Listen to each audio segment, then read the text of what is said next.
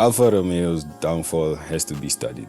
And I think it's not even Alfa Romeo's fault. I can't lie. I'll be lying if I said I didn't love Alfa Romeo. I mean, if you look at my YouTube banner, there's an Alfa Romeo 155 or 155 or 15.5. I don't know how you say it.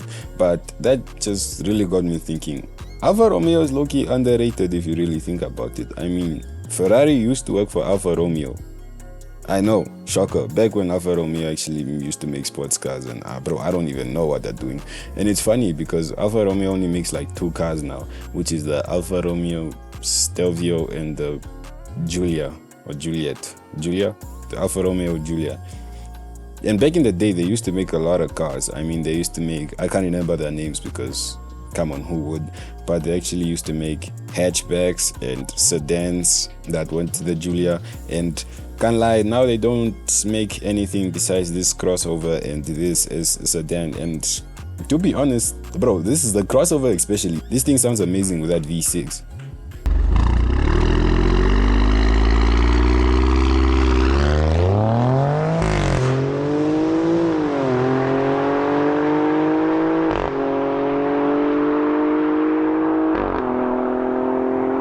And I think Alfa Romeo has been known for only making V6s because most of the cars, from what I've seen, especially the Quattrofolio or the performance versions, usually just have V6s. And I can't lie, due to my exposure to AMG cracks and rattles, I genuinely do prefer V8s, but I am not opposed by a V6 either. I mean, the VR6 is one of my favorite engine sounds, and I would genuinely put that above, I don't know, BMW V8 or something. I don't know, I just love the way the V6s sound, bro.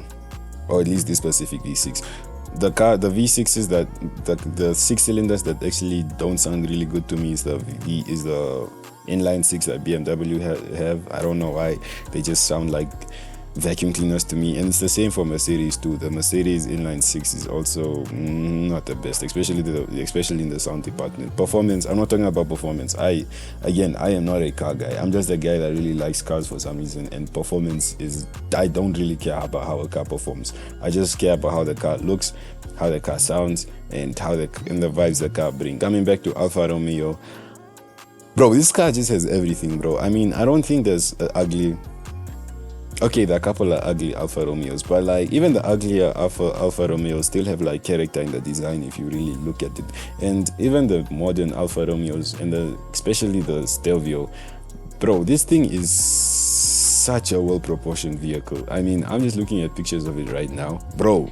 This, especially in that Alfa Romeo green, I don't know what's it called, bro. I would pick this way before I pick an, I don't know, like a AMG GLE 53 or even maybe a 63.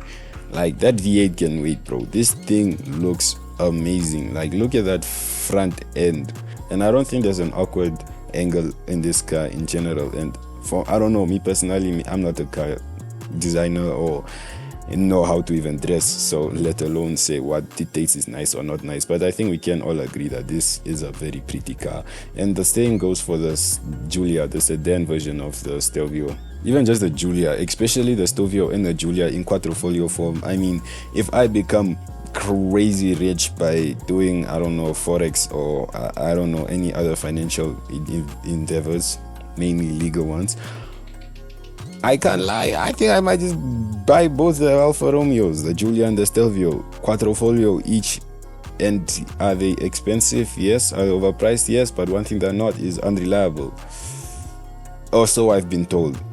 Like, I've heard, if you maintain these cars very well, then they'll actually will last long if you actually know how to maintain them. But then there's a notion that Alfa Romeos are pieces of shit and they genuinely do suck. I mean, maybe the earlier versions, yeah, because reputation doesn't come from thin air. But from what I've seen and heard, the newer cars aren't too unreliable if you actually know how, if you actually do the maintenance. Let's come to Alfa Romeo's downfall, the 2 cars they have, which is the interior.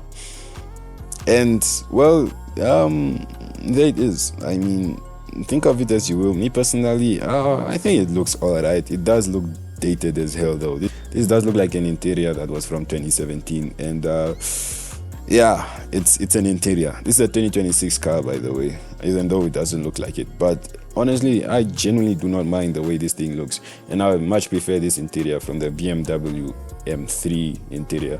And talking about the BMW M3, also people love to put the M3 next to this car and think it's a competition thing, and I can't lie, it's not even close in my personal opinion, because I would much rather get the Alfa Romeo than to get the M3, because bro, just look at the car, and not even look, just the sound. Me personally, I think it looks better.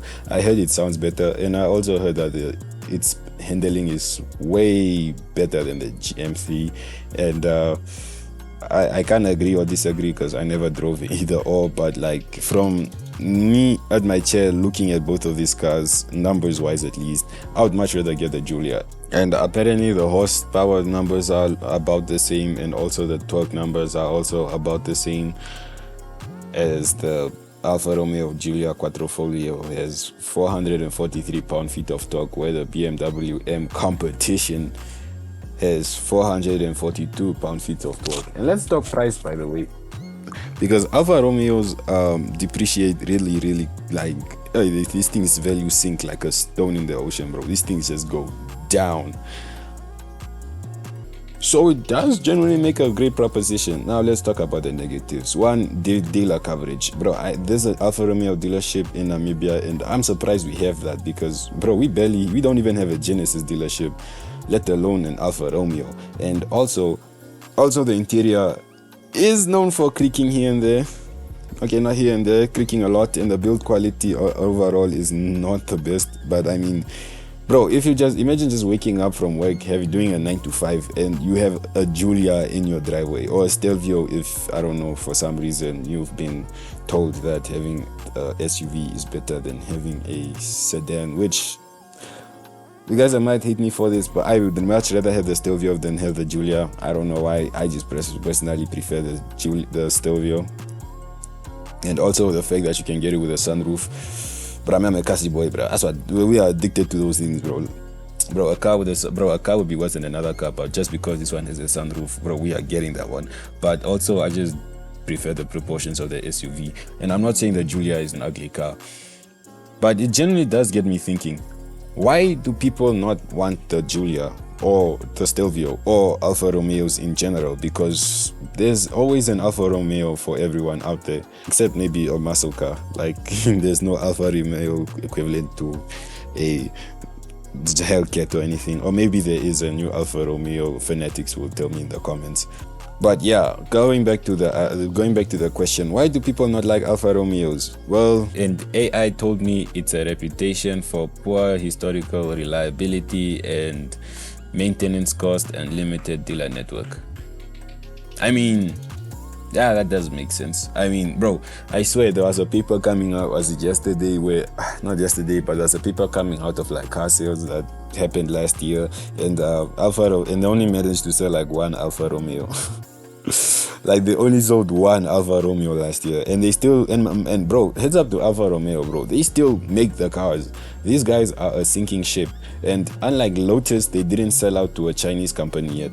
That's so admirable.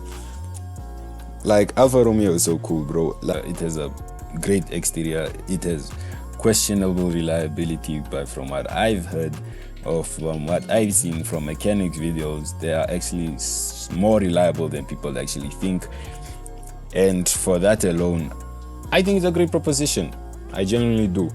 And every time I see an Alfa Romeo on the road, I get excited.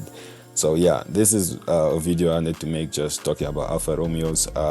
Like the video if you do agree, dislike if you don't agree, but just know you're breaking my heart if you do so. And I hope you enjoy the rest of your day.